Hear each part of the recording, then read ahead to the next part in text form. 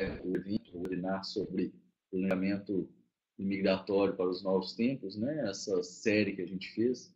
São pontualmente 17 horas no Brasil, 13 horas nos Estados Unidos. E a gente vai aguardar um pouquinho para as pessoas entrarem, mas por enquanto eu gostaria de testar o som, tá? Gostaria que vocês colocassem aqui no bate-papo se vocês escutam bem.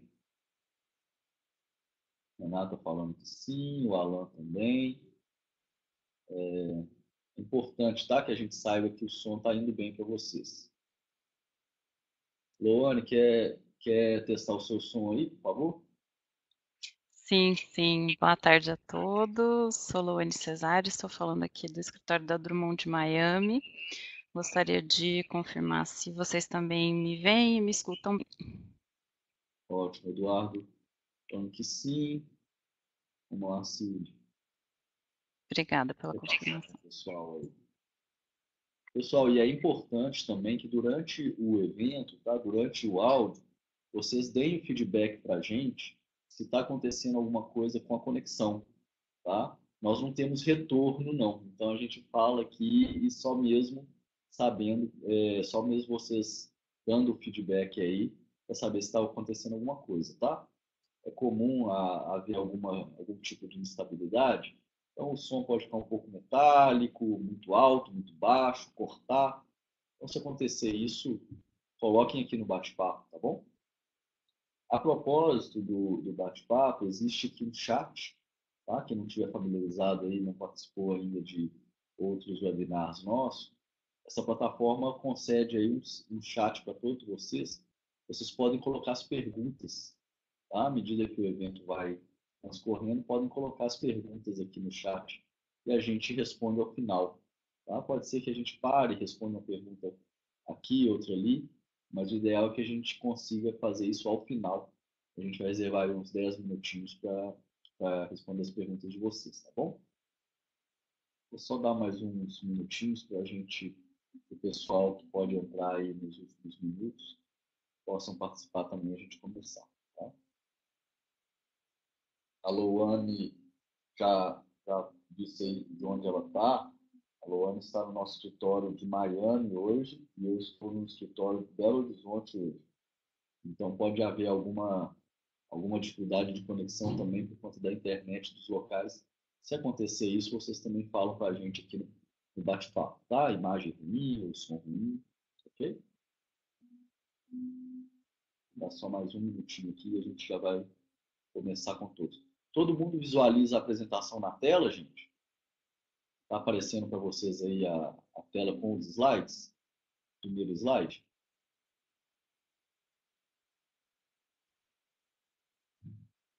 Alan, ok. Andréia também.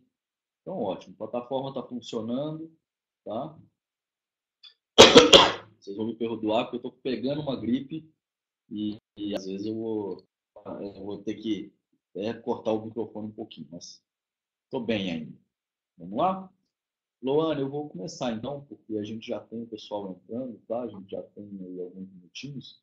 Deixa eu fazer uma breve apresentação, tá? De quem somos, qual é o propósito desse webinar.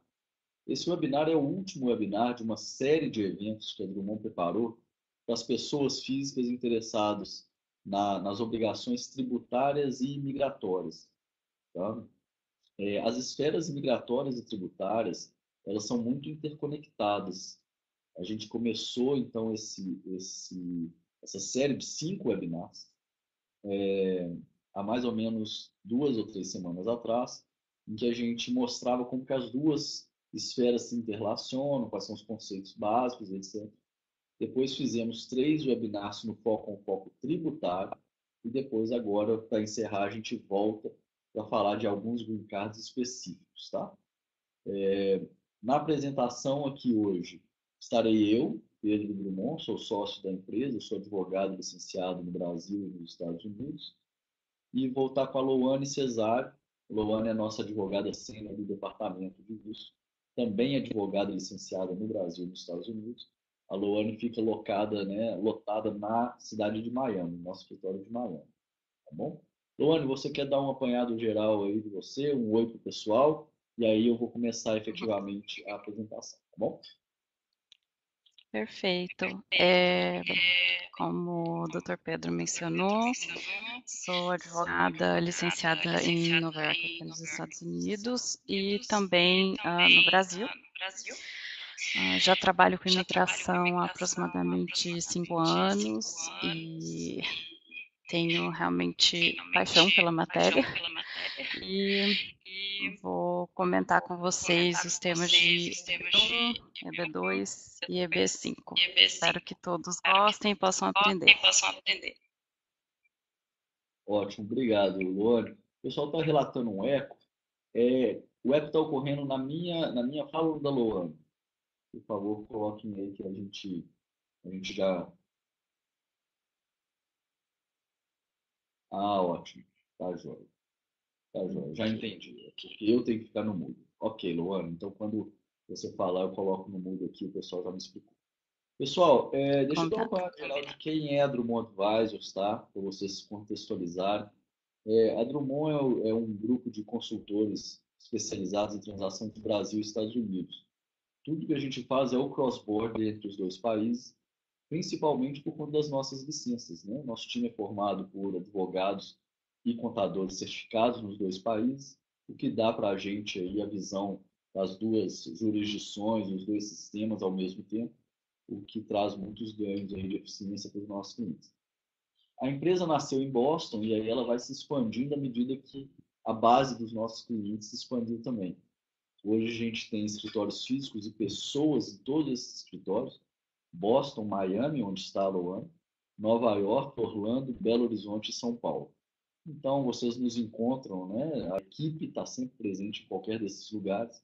Então, fiquem à vontade aí para nos visitar e também no atendimento a gente está sempre próximo do cliente. Embaixo vocês vão ver as 4 linhas de negócios da empresa, tá? Contabilidade mensal e tributário, quer dizer, toda a parte contábil nos dois países, consolidação das operações, né? Preço de transferência, US GAAP, BR GAAP, etc. Serviços jurídicos, que é onde eu e a Luana estamos, tá? A gente senta nesse vertical aí da nossa empresa. Tá? E dentro dos serviços jurídicos, o que a gente atua? Imigratório americano, que é o tema da nossa, do nosso evento, nossa apresentação hoje. A gente tem muito forte também o direito societário, o direito tributário, registro de marcas, contratos internacionais. Tá? São esses aí as principais linhas de trabalho no jurídico.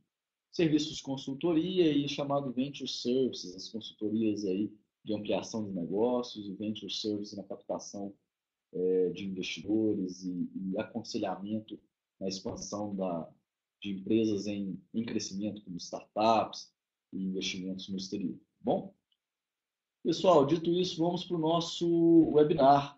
Tá? O que a gente vai tratar? No primeiro webinar da série, não sei se todos vocês tiveram a oportunidade de participar, no primeiro webinar a gente tratou dos vistos de trabalho. A gente tratou lá do L1, O1, E2, H1B, etc. Todos esses que eu mencionei aqui, que nós tratamos no primeiro evento, são vistos de trabalho. Tem natureza provisória, ok? Não tem uma natureza temporária. Agora, hoje, nós vamos tratar dos green cards. Tá? Qual é a diferença básica? A diferença é que os vistos têm natureza temporária e o green card tem natureza permanente. É um pedido de residência permanente nos Estados Unidos. O que vocês veem na tela aí são as espécies de green card baseado em trabalho, chamado employment based. Por que isso? Porque os green cards eles se subdividem em dois grandes grupos. O que a gente chama de family-based immigration, que vocês devem ter ouvido falar já, é aquela pessoa que se casa com um americano ou com uma americana, o filho, o esposo, o irmão, tá? A mãe. Nós não vamos tratar desses green cards aqui. Nós vamos tratar dos green cards vinculados a atividades produtivas e emprego. Tá? Então tá aí, o EB1, EB2, EB3, EB4, EB5. São temas grandes, tá? A gente poderia fazer vários e vários e vários eventos a respeito. E hoje nós vamos focar no que são mais utilizados, que é o EB1 o EB2 e o EB5, tá bom? Para vocês entenderem aí onde que essa sopa de letrinhas aí se situa. Toda vez que vocês estiverem falando ou alguém falar com vocês de EB, é um Green Card Employment Based. 1, 2, 3, 4 e 5 são as modalidades. E dentro dessas modalidades, ainda existem subdivisões, como a gente vai ver quando a Lohane chegar no EB1. O EB1, por exemplo, tem 3 submodalidades. A gente não vai tratar de tantas duas, não. Vamos focar em uma que é a mais utilizada. Tá bom? Vamos lá. Falar um pouquinho. Eu vou inverter a ordem, tá, Lohane? Eu vou começar aqui pelo EB5 e a gente depois passa para o EB1 e EB2. Pessoal, quem já ouviu aí falar de EB5, o EB5 é um mercado muito conhecido, tá? Muito se fala sobre ele e tem aí alguns apelidos. O principal é o visto de investidor. O pessoal fala assim, não, é visto de investidor. Se você, se você aportar $500.000 nos Estados Unidos, você compra um green card. Já ouvi falar assim, né? A pessoa fala, não, dá para comprar um green card por $500.000, por $1 milhão. Isso procede? Isso está correto? Não, não é uma compra de green card, tá? É um pedido de residência permanente com base no investimento produtivo nos Estados Unidos. Ok? Então, você faz um investimento direto na economia americana. O governo reconhece que esse investimento ele é de interesse do país. Esse investimento vai criar trabalhos no país e, em razão disso, você tem o direito de solicitar a residência permanente, que é o green card. Então, não existe compra de green card. Tá? Embora isso seja aí falado, não é bem assim. Tem outros requisitos, como criação de emprego, a fonte ilícita do recurso investido e por aí vai. Tá? Nós vamos falar todos esses tópicos aqui quando estivermos tratando de ABC. Lohane, eu vou tocar aqui o ABC, tomar liderança nesse tópico, mas fique à vontade para fazer suas intervenções aí no que for necessário, tá bom? E o pessoal aí pode fazer pergunta caso não fique claro também, tá? Pessoal, duas grandes espécies de EB5, tá? EB5 ativo e EB5 passivo. Isso é o que a gente deu o nome aqui, é o apelido de cada um, tá? Vocês não vão ver essa nomenclatura na lei. Por que eu chamo o EB5 um de ativo e outro de passivo? Vou explicar por quê. Na primeira espécie, no EB5 ativo, você, investidor, aporta o recurso e você, investidor, cria os empregos necessários para a aprovação do seu green card. Okay? São 10 empregos diretos em 2 anos. Tá? Você empreende, tá? É a sua empresa. Já no EB5 chamado passivo, você investe num outro empreendimento chamado Regional Center e você delega essa criação para esse empreendimento. Então, não é você que vai tocar a empresa, tocar o empreendimento. Você aporta $500.000 e, então, esse empreendimento é que cria os empregos diretos e indiretos. Tá? No caso do Regional Center, é possível contar empregos indiretos também. Pessoal, nós não vamos falar muito do EB5 ativo.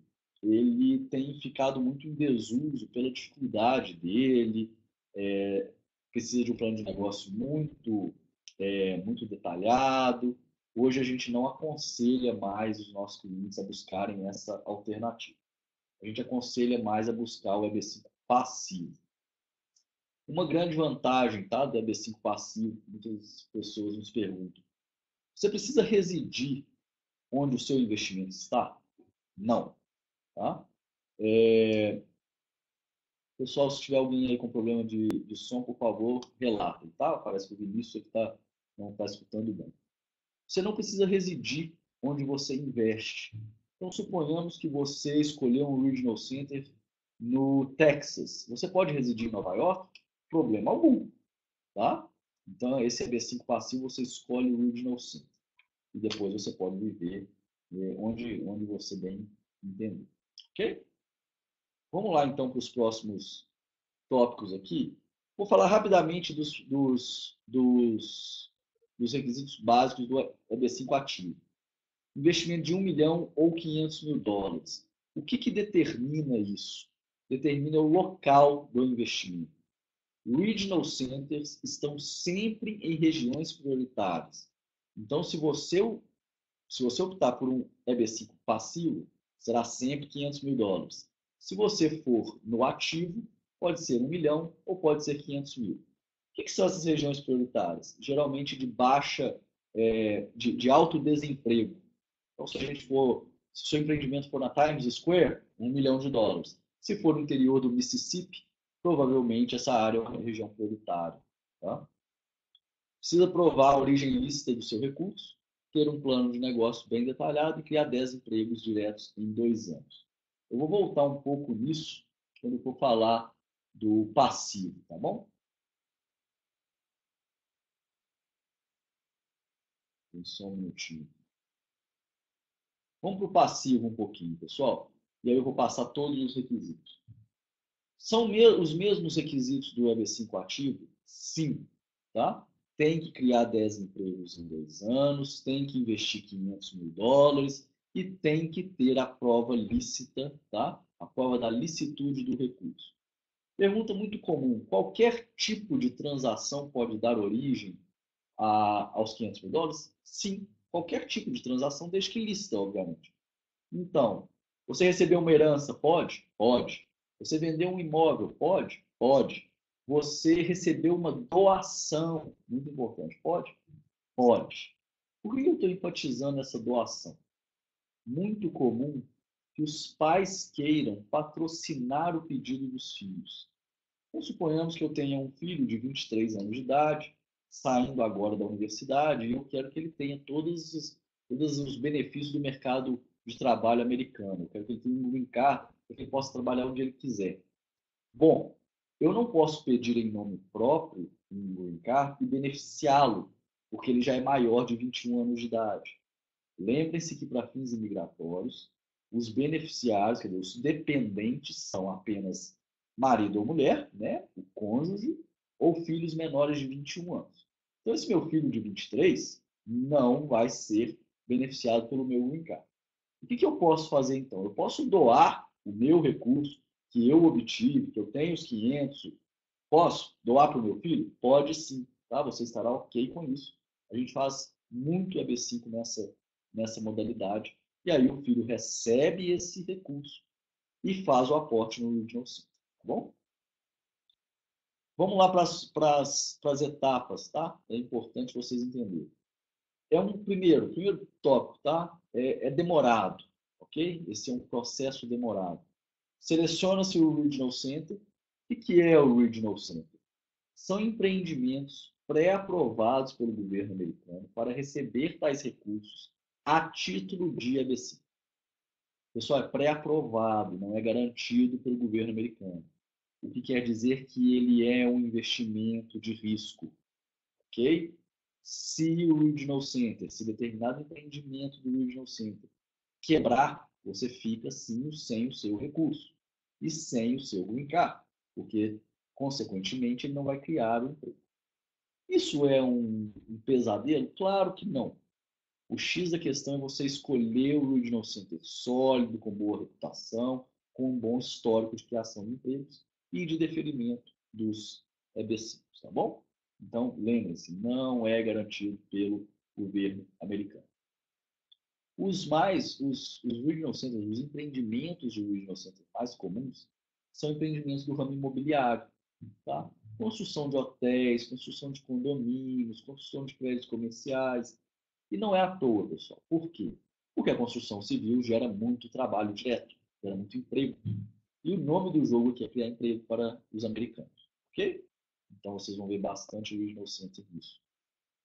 Escolhe o Regional Center, aporta o recurso e a gente faz, tá? E aí nós, advogados, vamos fazer o pedido na petição I-526.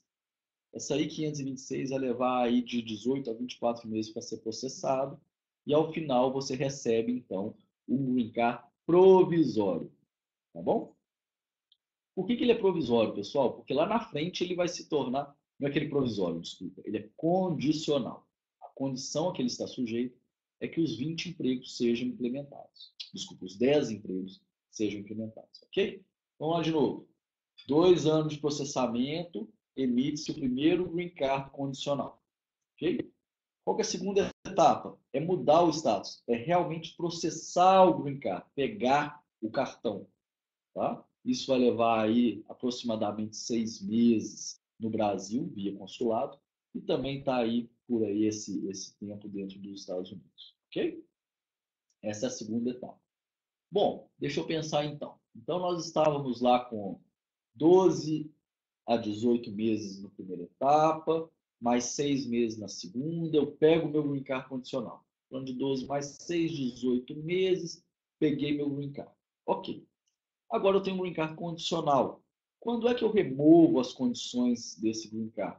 Ou seja, quando é que eu volto na imigração para comprovar que o empreendimento que eu investi criou os 10 empregos? Cerca aí de 24 meses depois, ou seja, quando se completa 5 anos. Então, ao final do 5º ano, tá, nós vamos voltar à imigração para demonstrar que os empregos foram efetivamente criados. Nesse momento, nós ao demonstrar isso para a imigração, 2 coisas importantíssimas vão ocorrer. Primeira coisa, vão se remover as condições do seu green card e o seu green card está livre, leve e solto. Esse empreendimento pode quebrar depois, que não tem mais problema para você. E outra coisa muito importante, geralmente é no 5º ano que o empreendimento retorna um investimento para você. Então, uma coisa importante e boa, aquele meu filho de 23 anos, que eu doei o recurso, ele investiu, ficou sem o recurso durante 5 anos, mas depois de 5 anos ele retornou. Então, o meu filho, provavelmente já tendo o filho dele, vai receber os 500 mil de volta. Aí vocês podem se perguntar, como é que é o rendimento desse investimento? Baixíssimo. Tá? Os regional centers vão pagar 1,5%, 2%, 2,5% ao ano no máximo. Então, não vejam isso do ponto de vista financeiro. Tá? Vejam isso, não busquem um empreendimento que pague muito. Busquem sim um empreendimento que seja sólido o suficiente para viabilizar o green card. É importante que vocês tenham isso em mente. Bom? Aí a 4ª etapa, né, que eu falei ali, a aprovação, e aí o recebimento do green card em definitivo. Tá bom? Pessoal, alguns pontos importantes do EB5, tá? Para ficar claro. A mera aquisição de imóvel não dá ensejo ao EB5. Ah, eu comprei um imóvel em Miami de 10 milhões de dólares. Que maravilha! Não tem nada a ver com o EB5. Desfrute bastante da sua cobertura em Miami, mas você não vai ter green card por conta disso. Ok? Outra coisa, mas eu tenho 50 milhões de dólares, eu comprei tudo em ações da Apple. Que maravilha, tomara que a Apple suba bastante, você dobra o seu capital. Mas isso também não dá ensejo ao EB5. E, em regra, a aquisição de uma empresa existente também não dá direito ao EB5. Ok? Esse, em regra, aí é porque tem uma modalidade que você pode comprar uma empresa que esteja em dificuldades. É raríssimo a gente ver esse tipo de transação. Tá bom? Não aconselho que vocês busquem essa exceção à regra. Tá?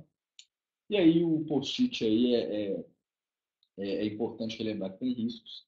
Tá? A obtenção do green card não é automática, não se trata de uma compra de green card. Por isso que é muito importante ter o acompanhamento do advogado sempre, escolher bem o Regional Sim. Tá bom?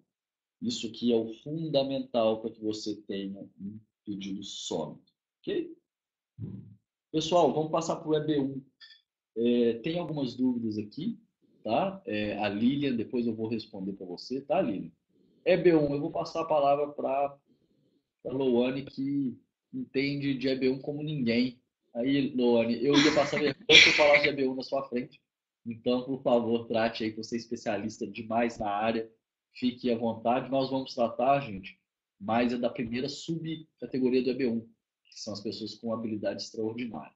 Tá bom? E aí a Louane vai tocando, eu vou, à medida do possível, aqui, participando com ela. Por favor, Louane.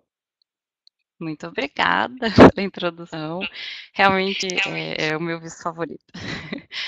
Então, o EB1, ele comporta algumas categorias, né? Mas como o Dr. Pedro mencionou no início do webinar, a gente vai focar na categoria de habilidades extraordinárias, ok?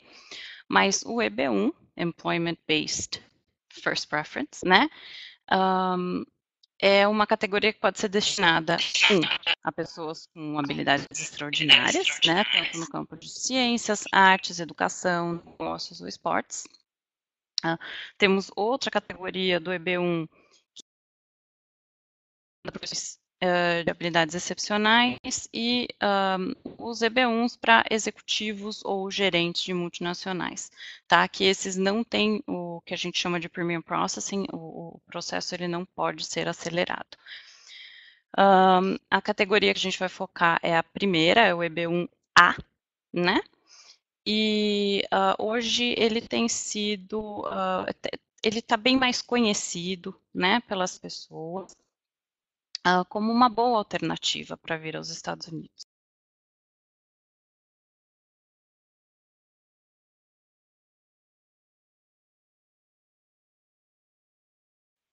Oi, Luana, eu acho que ficou no mudo você aí. Veja. Me desculpe. Ótimo, voltou, agora sim. Ok.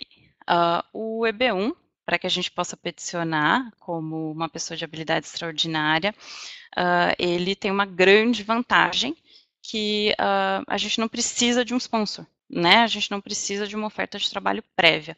Por quê?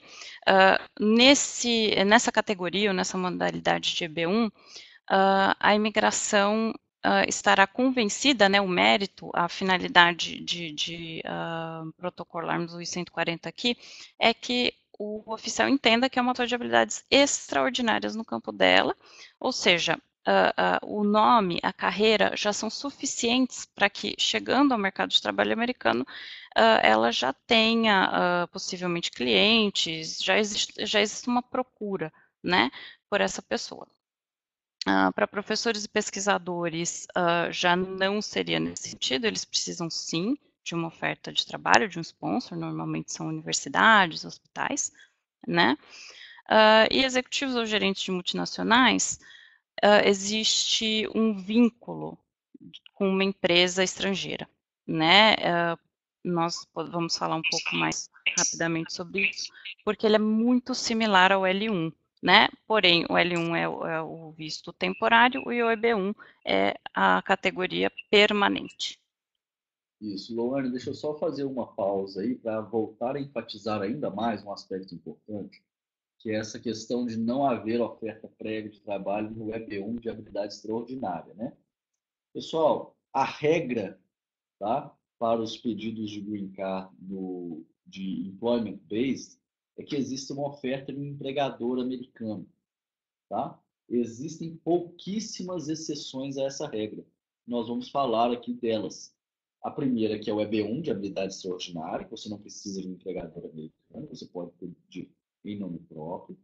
E a segunda é o EB2 National Interest Waiver, que a Loane vai falar mais para frente.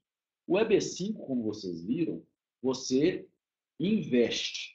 Os outros você demonstra sua capacidade de empregabilidade, mas você não precisa, para essas duas exceções, de oferta prévia de trabalho. Tá?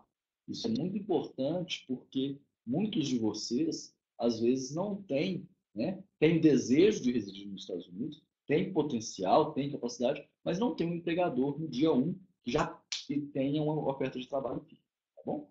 Desculpa, Luana, só queria voltar a enfatizar isso aí. Imagina, não, isso realmente é muito importante, porque muitas pessoas podem achar que não tem a possibilidade de vir trabalhar nos Estados Unidos por pensarem que exige-se um sponsor, e no caso do EB1 ou do EB2 de National Interest Waiver, isso não é necessário. Muito bem, próximo slide.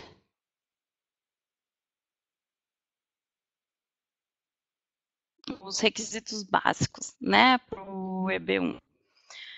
No caso dos gerentes ou executivos de multinacionais, como eu mencionei previamente, ele é muito, muito similar ao L1. com exceção ao fato de que a empresa aqui nos Estados Unidos ela já deve existir há mais de um ano, né? É um processo relativamente comum, mas exige vínculo com a empresa estrangeira, de ao menos um ano nos últimos 3 anos, exige que a empresa americana já exista há mais de um ano, exige que a empresa americana também tenha a habilidade de pagamento, né, o que a gente chama aqui de ability to pay, ou seja, que as operações sigam normalmente, mesmo pagando o salário ofertado à pessoa. Um ponto muito importante do EB1 é que ele não precisa do PERM, né, a certificação prévia com o departamento laboral, que é bastante morosa, né, e é um processo, inclusive, um pouco caro, porque exige toda uma busca, né, no mercado americano, e o EB1 tem essa vantagem, não é necessário fazer o PERM perante o departamento laboral.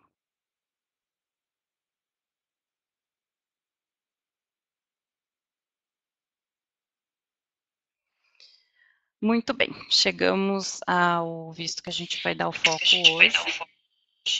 O EB1 de habilidades extraordinárias, ele tem uma série de critérios, mas nós precisamos preencher 3, né? 3, claro, de maneira bem sólida, mas são apenas 3 destes requisitos, tá?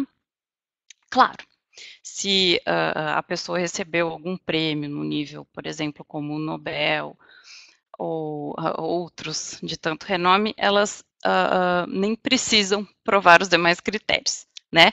Mas para nós meros mortais, a gente precisa dar uma checada nos outros critérios. Um deles podem ser prêmios, reconhecimentos dentro da sua categoria, né? Ou prêmios que podem ser tanto no seu país de origem, internacionais, e atento a esse requisito que a gente realmente precisa demonstrar para a imigração, educá-los, né? De qual é a importância, a relevância de todos esses prêmios recebidos. Outra categoria são as associações, né? Algumas são associações que, por si, já demonstram um nível de extraordinariedade, né?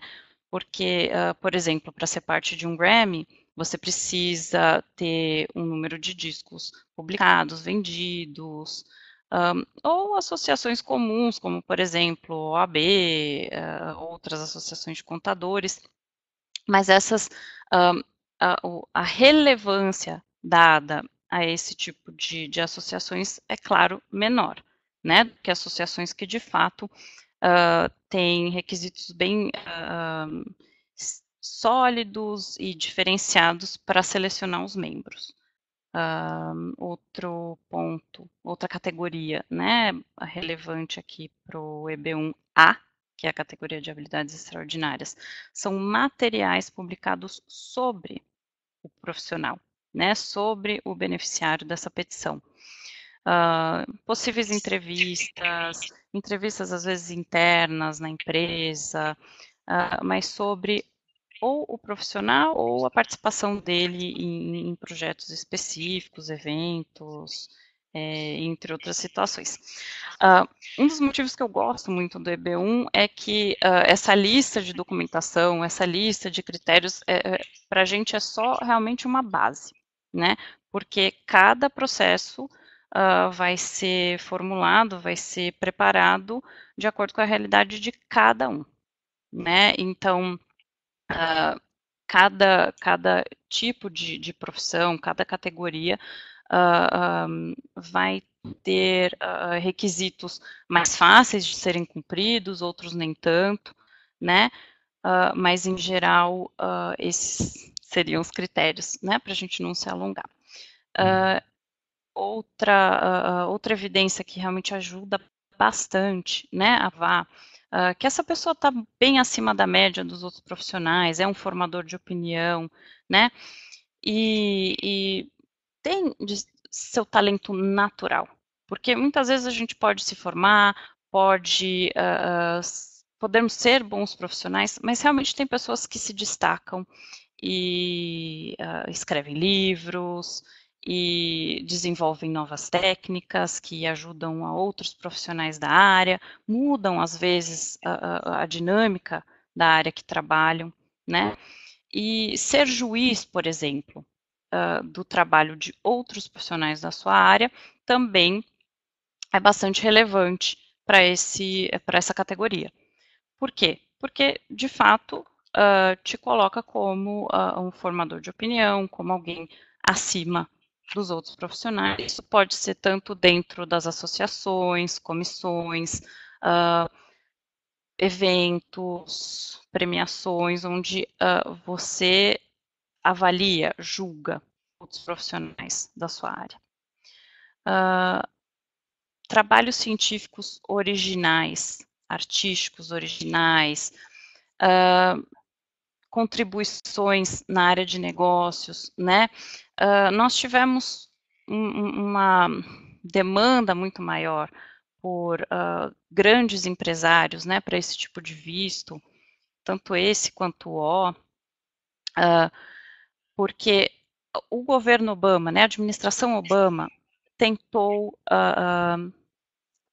de certa forma, atrair esses empresários, né, e uma das melhores formas é pelo EB1A, né, porque não exige essa oferta de trabalho e traz esse grande benefício para o país, que são essas técnicas, essas habilidades dessas pessoas, geração de empregos, tributos, né, porque, afinal de contas, os Estados Unidos sempre está pensando em benefício próprio do seu povo, E né?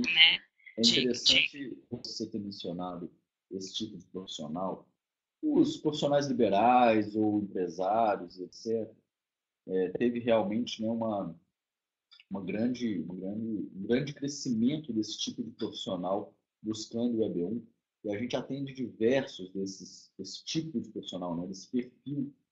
Geralmente, tá, gente, eu quero buscar pensar aí nesses requisitos os que são mais normalmente utilizados para esse perfil de profissional. É aquele diretor de empresa, é o médico que é muito bem sucedido, é o empresário que teve um sucesso muito grande na sua profissão. Então, geralmente, gente, o que esse tipo de profissional acaba se encaixando? Normalmente, esse profissional não tem publicação própria, ou seja, o dono de uma grande empresa, que foi muito bem sucedido, ele não publicou um artigo, ele não publicou um artigo acadêmico, não é esse geralmente o perfil. Então, você vai ver que a gente vai usar publicações técnicas para o pesquisador, para o professor, né, Luana?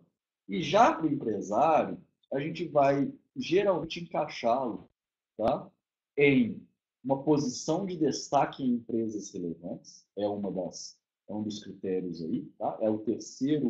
A terceira bolinha ali de cima para baixo, tá? São os diretores de empresas, CEO, CFO, etc. Salário acima da média. Geralmente esse profissional tem um salário ou uma remuneração global acima da média, né? Tira dividendos da própria empresa muito maiores, etc. E aí a gente compara com a média de mercado. Tá? Esses são os dois critérios que geralmente a gente vê encaixar para os homens de negócio, diretores, etc. Tá bom? E aí depois a gente busca um terceiro, a depender aí daquele caso mais específico. É alguém que, por exemplo, é presidente de uma associação, é o presidente do CDL, é aquele que foi o diretor importante de uma federação das indústrias, e assim sucessivamente. Tá bom? Queria só fazer esse adendo aí, Luana. Desculpa ter te interrompido. Não, imagina, e é um adendo bem relevante, né, porque não tem tanto tempo que os oficiais, que o governo tem recebido muito bem essas categorias, né, isso para a realidade da imigração é algo bem recente e é algo que, pelo menos na minha opinião pessoal, contribui muito para o crescimento do país, né. Nós paramos aqui na questão dos artigos científicos, como bem mencionado pelo Dr. Pedro, nem sempre isso vai se aplicar para todas as categorias, é mais para professors, né, ou atletas, enfim. Novamente, mídia, né, ou seja, mídia sobre a pessoa ou artigos que a pessoa tem escrito. Para empresários, isso pode também ser aplicável em casos de projetos de grande repercussão, né? Muitas vezes esses projetos podem ser premiados ou saírem na mídia pela relevância do projeto, pelo valor e tudo. E aí a gente pode usar esses artigos, mesmo que nem sempre a pessoa esteja em tanto destaque, mas a gente conseguindo linkar essa pessoa diretamente ao projeto como líder daquele projeto, mentor e tudo mais, para os empresários, né? Exposição de trabalhos, isso é bem mais para os artistas, né? Mas muitas vezes a gente também pode usar em casos de alguns tipos de palestras, workshops. Ter um papel de liderança, um papel crucial dentro de organizações respeitadas, né, distintas, como a gente mencionou, uma Microsoft, Facebook, entre outras, né, essa evidência aqui de salário alto é sempre bom esclarecer, porque é um dos requisitos que, em geral, é um dos mais fáceis de preencher.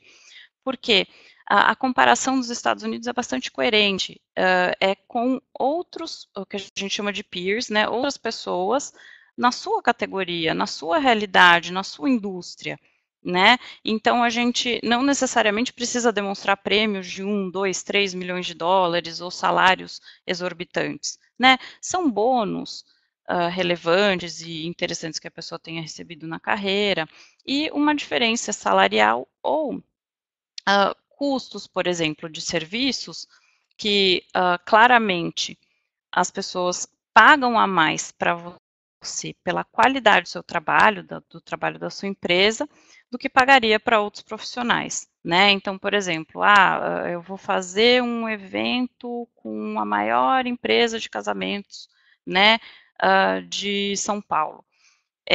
Para aquela empresa, eu não me preocupo, eu não me importo em pagar 200 mil reais para assessoria. Mas, se eu for buscar na indústria, a média de valores vai ser de 10 a 15 mil para essa assessoria, né? Ou a diferença também não precisa ser tão gritante. E, por fim, o sucesso comercial, né? Isso também é mais artístico, isso pode ser usado para artistas, atores, né?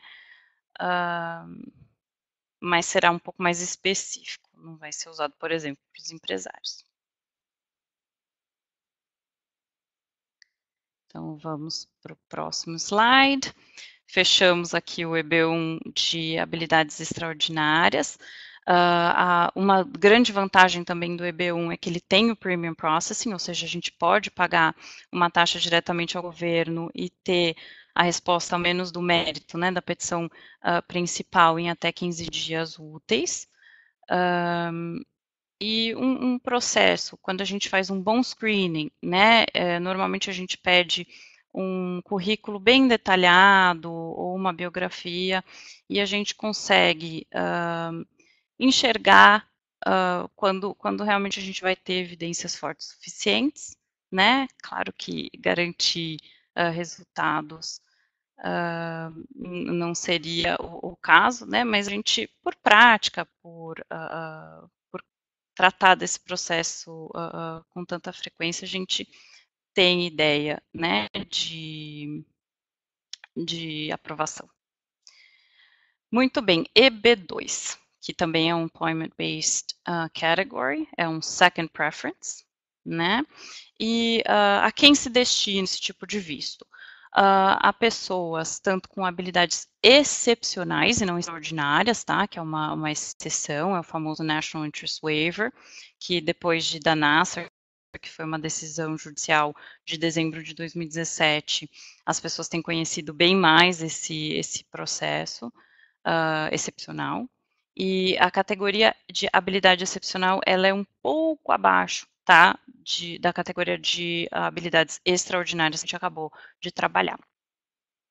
Ou o EB2, que é o mais comum, que é o EB2 base, né, é o EB2 com oferta de trabalho, né, para pessoas que têm graduação, mestrados, doutorados nos Estados Unidos ou equivalente no exterior, né? A gente faz os credentials, faz a validação dos diplomas e apresenta para a imigração.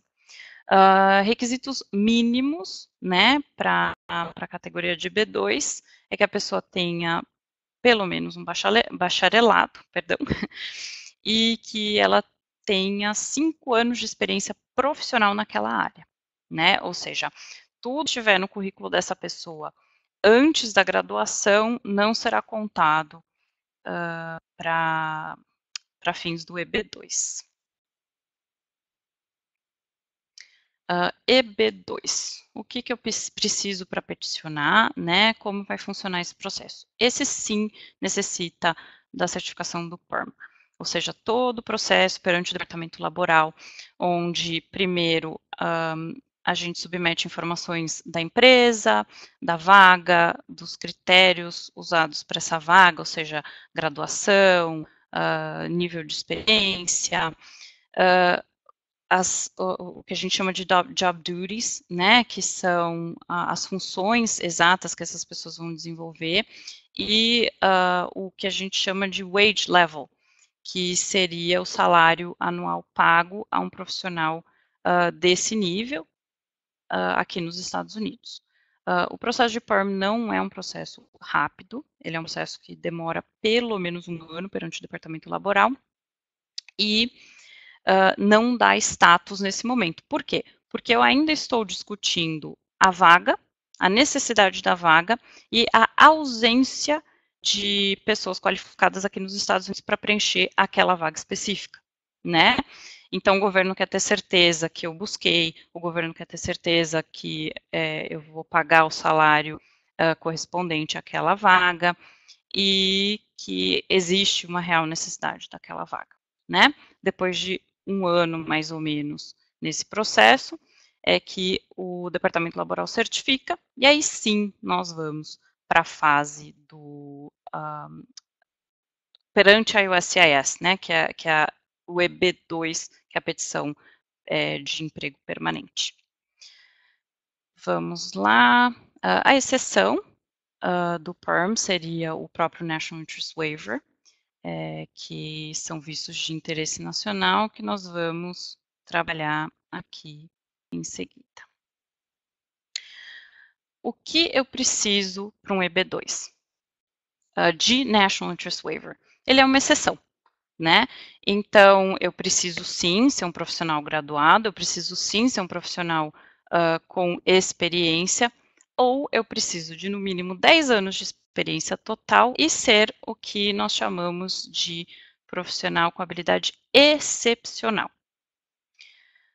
O que nós precisamos convencer o oficial com a documentação apresentada, os formulários, as informações?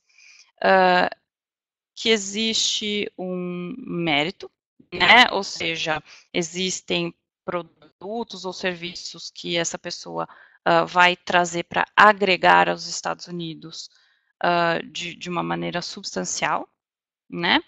Que essas contribuições são de importância nacional, ou seja, são relevantes ao país e vão causar um impacto positivo na região onde essa pessoa pretende atuar, tá?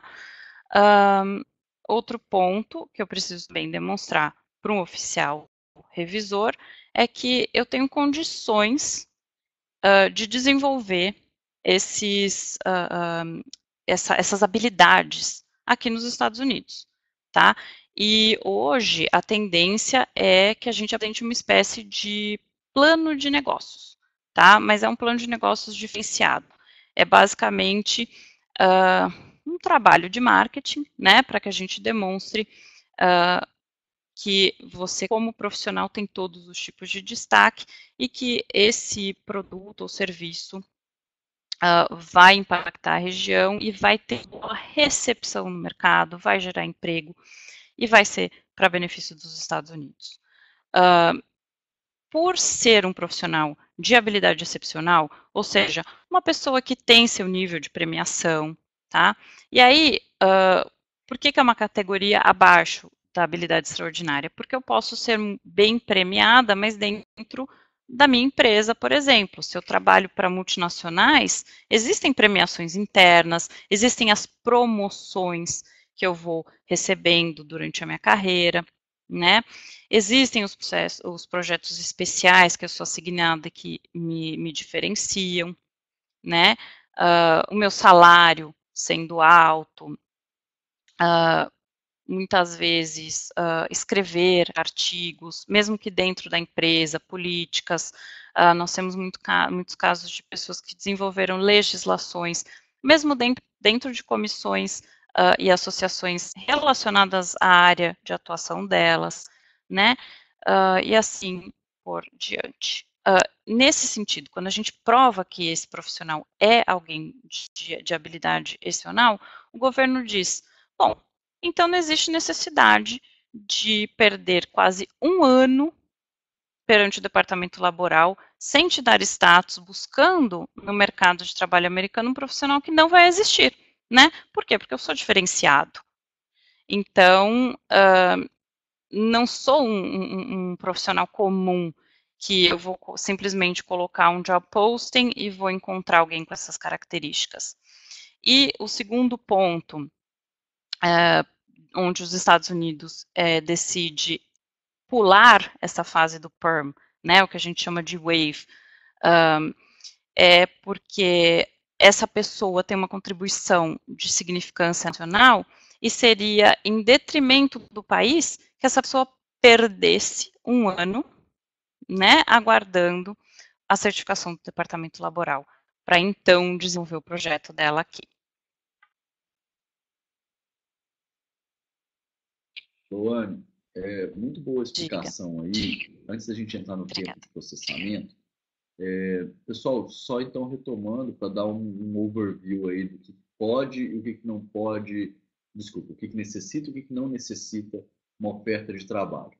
Lembrem-se que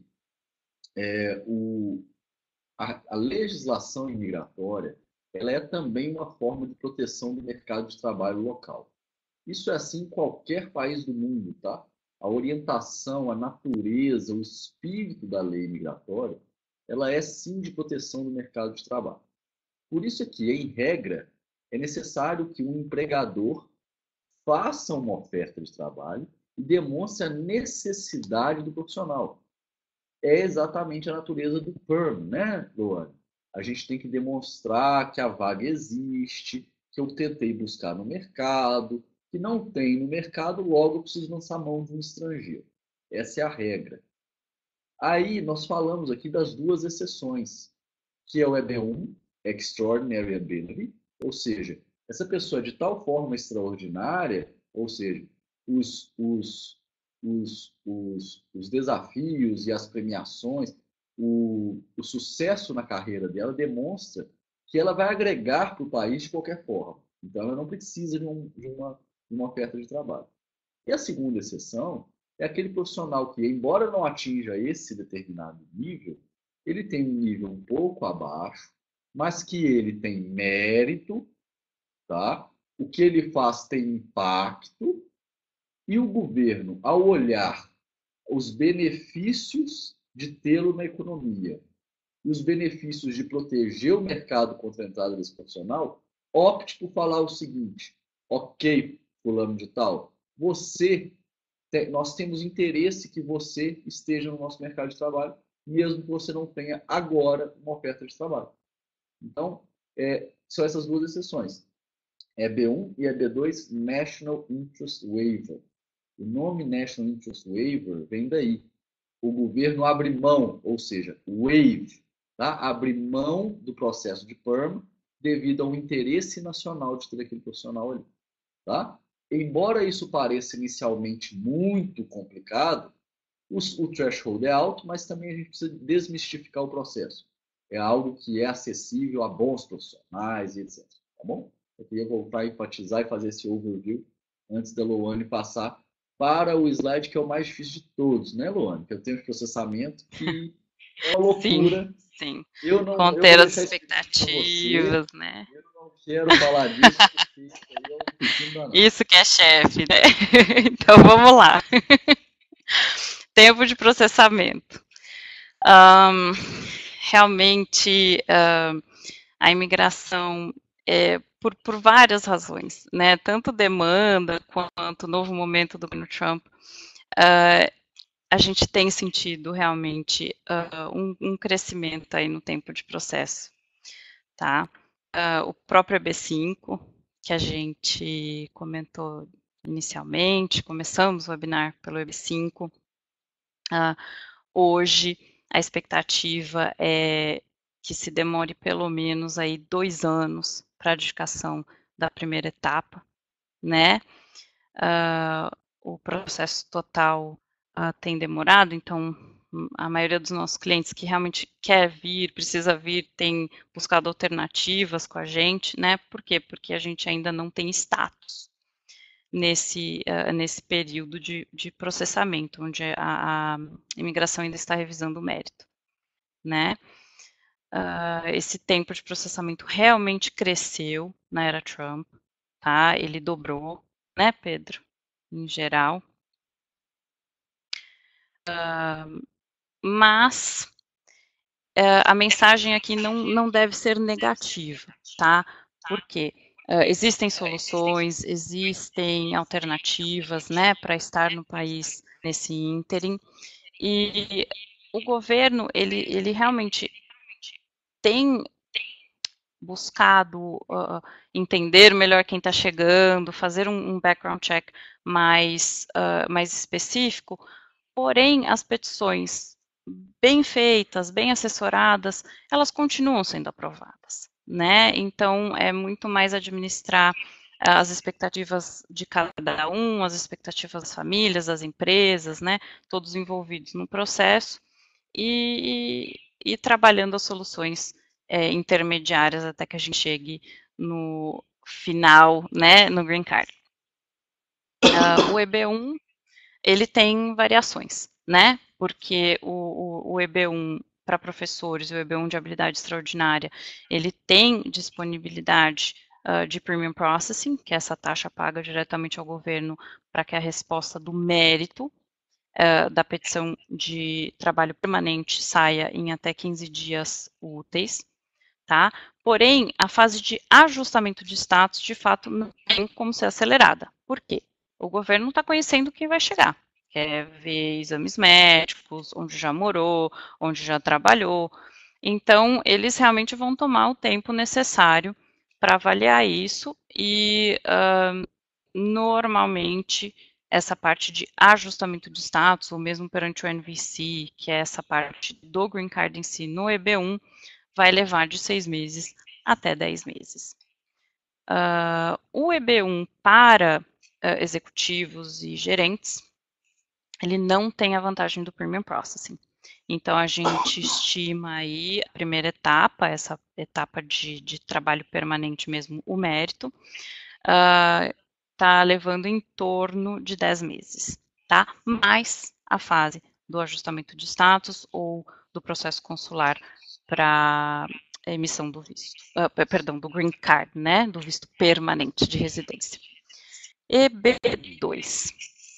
O EB2 com PERM tem toda a etapa de quase 1 ano perante o departamento laboral, né, para determinar salário, determinar certificação da vaga, busca de profissionais. O EB2 de National Interest Waiver não tem essa etapa, né? Porém, quando chegamos já com pedido perante a imigração, o National Interest Waiver não tem a possibilidade de pedir Premium Processing, tá? O EB2 comum tem.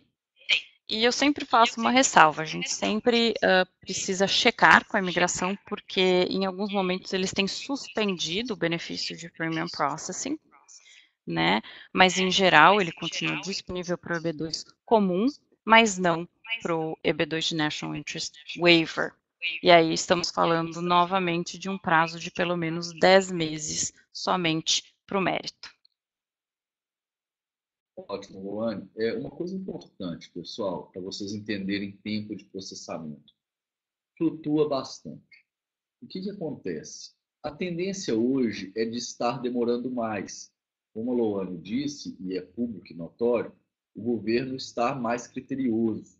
Tá? Então, naturalmente, as petições estão demorando mais tempo. Isso é uma tendência que a gente tem visto em todas as categorias, né, Luane? Mas, como bem ressaltado por ela também, isso não está impactando em negativas de boas petições. As boas petições, a gente está tendo mais trabalho, né, Luana? Obviamente, de demonstrar mais, responder a Sim. mais perguntas, mas as aprovações continuam naturalmente. Então, mas existe sim um prolongamento no prazo. Agora, uma coisa importante também. O que a gente pode falar para vocês hoje do tempo de processamento é a foto que a gente tira hoje. Então, hoje a gente pode dizer que um EB5 está levando essa medida de tempo. Quer dizer que daqui a 18 meses, quando o seu EB5 estiver sendo analisado, esses 18 meses pode ser um pouco a mais ou um pouco a menos. Porque hoje o tempo de processamento é esse. O seu vai entrar na fila. Pode ser que eles façam uma força-tarefa para reduzir, pode ser que vá ficar mais longo. Então, pessoal, sempre trabalhar bem a estratégia de tempo, as expectativas familiares, fazer os planos de forma conservadora, de forma lícita, certinho, consultar com o advogado sempre sobre viagens, filhos em escola, os planos familiares. Não tome nenhuma medida familiar sem antes consultar o advogado sobre o que é melhor fazer, porque o tempo do processamento é fundamental, varia, muda, tem vários detalhes que influenciam isso. Tá bom? Desculpa, Luana, só queria fazer essa ressalva aí antes da gente Perfeito. passar para a parte de Nós já. perguntas. Isso, Pessoal, nós já chegamos aqui no final. isso. Nesse slide aí, eu queria apresentar para vocês esse é um guia que a gente fez em conjunto com o governo americano. O governo federal americano ele tem um programa de atração de investimento para os Estados Unidos chamado Select USA. E a Drummond é a parceira para o mercado brasileiro desse programa. E a pedido e em conjunto com o consulado americano nos Estados Unidos, nós preparamos esse guia aí, que passa por várias questões importantes aí de como estabelecer uma empresa, fazer planejamento tributário, impactos contábeis, imigratórios. E esse material está disponível no nosso site, esse goglobal.drummondadvisors.com.br. Fiquem à vontade para entrar no site, baixar o guia, leiam, tem muita coisa interessante lá. E, obviamente, nós estamos também à disposição. Tá? Estou deixando aqui na tela o contato tanto meu, tá? O e-mail, quanto o da Loane. Loane dá show aí nos EB1, nos EB2, EB5, nos vistos de trabalho também, está à disposição de vocês. A gente tem algumas perguntas, Com tá, certeza. Loane? Você pode passar por elas, tá? Eu vou buscar algumas aqui, aí eu leio para você aí. Eu posso dar entrada no EB5 depois de um tempo, desisto? Posso solicitar o cancelamento? O valor aportado é devolvido? Sim, você pode pedir o cancelamento a qualquer momento, entendeu? Você pode abrir mão da petição a qualquer momento. Agora, se o dinheiro volta para você ou não, depende dos termos do seu investimento. Porque lembre-se que o seu investimento é um negócio privado entre você e aquele empreendimento. O governo não tem nada a ver com aquilo. Você pode ir lá e falar assim, olha, eu não quero mais peticionar. Mas aí você vai ter que discutir com aquele ente que você investiu se isso é uma das hipóteses de retorno do dinheiro antecipadamente. Tá bom? EB2 não tem premium process, correto, Luane? Essa é a pergunta aqui. Correto, correto. Acho que o Leonardo já disse que a pergunta dele foi respondida. Durante os slides, a gente abordou os pontos. O Vinícius Silva, para você aí, ó. No EB1C, ou seja, pessoal, no EB1 para executivos de multinacional, subcategoria do EB1. No EB1C, a empresa americana precisa ser uma filial da brasileira? A empresa americana, que já está funcionando há 1 ano, precisa estar com quantos funcionários ao menos? Então, uma pergunta, diria que difícil de ser respondida sem conhecer o contexto, né? Porque a lei não estabelece um mínimo, né, de funcionários, mas hoje a estrutura exigida para que se justifique um executivo estrangeiro aqui nos Estados Unidos tem sido cada vez maior, ou seja, o memorando Buy American, Hire American existe e o governo tem buscado dar preferência à contratação de americanos ou green card holders, né? Então, a estrutura de organogramas hoje deve ser maior do que no passado, né? A empresa precisa sim ter uma unidade, não necessariamente no Brasil, né, mas fora dos Estados Unidos, e a pessoa que está sendo transferida, ela precisa ter um vínculo de pelo menos 1 ano nos últimos 3 anos com aquela empresa estrangeira. Uma outra pergunta aqui da Andrea. Se eu der entrada em um EB1A e for negado, posso dar entrada para a mesma pessoa em outro visto, por exemplo, o EB2? Deixa eu até ampliar um pouquinho, não falar só de EB1 e EB2. Ou seja, se eu fizer a petição para um, né, com uma categoria, for negado, posso buscar outra categoria? Claro, claro, sem dúvida. Com relação a negativas, a gente sempre precisa entender o motivo da negativa, né? Mas se simplesmente estiver ligado à discricionalidade do oficial que revisou, né, e por alguma razão entendeu que não houveram 3 requisitos preenchidos, e a gente já tem aí um processo quase pronto de habilidades e um EB2 de National Interest Waiver faça sentido, eu não vejo problema nenhum. Mas, claro, estando atenta aí à razão da negativa, né? Se for mera discricionalidade do oficial revisor, sim, eu entendo que sim. Inclusive, seu exemplo é bom, né? Sair de um EB2 que é permanente, perdão, de um EB1 permanente para um EB2 permanente, ou seja, você manteve a questão da intenção de imigrar, né, em ambos os vistos. Talvez fazer um downgrade e voltar para um visto de não imigrante possa ser discutível, né? Aí a gente teria que analisar o caso específico. Vinícius, por conta do horário, para a gente também não tomar muito do tempo de vocês. O Vinícius está voltando no EB1C, perguntando o seguinte: precisa ser uma filial? Vinícius, deixa eu te dar essa resposta de forma técnica e de uma forma mais abrangente. Do ponto de vista técnico, Vinícius, a filial ela é a mesma empresa brasileira fazendo negócios nos Estados Unidos, tá? Chamado branch, em inglês é a filial. A questão aqui, Vinícius, e talvez você deva estar perguntando o seguinte: se precisa ser uma subsidiária, ou seja, se a empresa brasileira precisa controlar a americana. Não necessariamente, tá, Vinícius?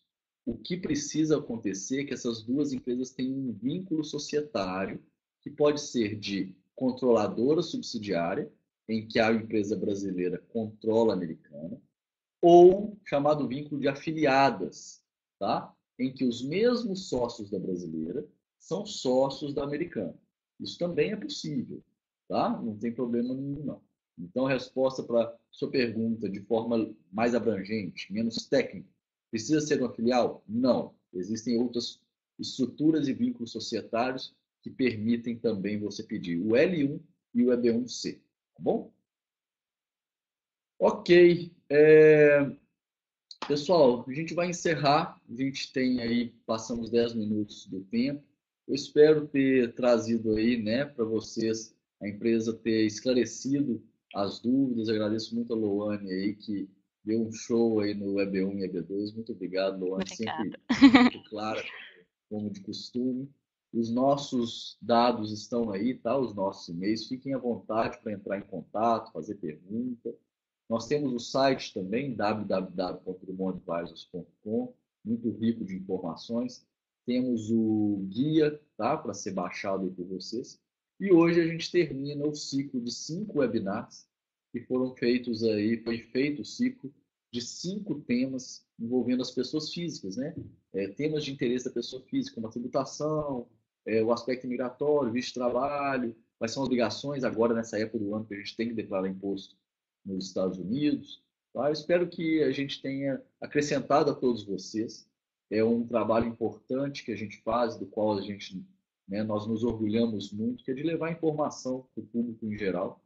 É um tempo dos profissionais que é dedicado a vocês, sem qualquer custo a vocês. É importante que vocês saibam que os profissionais estão aqui, né, à disposição, sempre muito querendo passar para vocês, na medida do possível, na medida do que o tempo comporta, as melhores informações, tá bom? Espero que a empresa tenha cumprido esse objetivo e a gente fica aí à disposição para as próximas oportunidades, tá? Luane, muitíssimo obrigado, parabéns aí pela Excelente. exposição. Um abraço a todos, pessoal. Obrigada. Obrigada a todos. Tchau, tchau.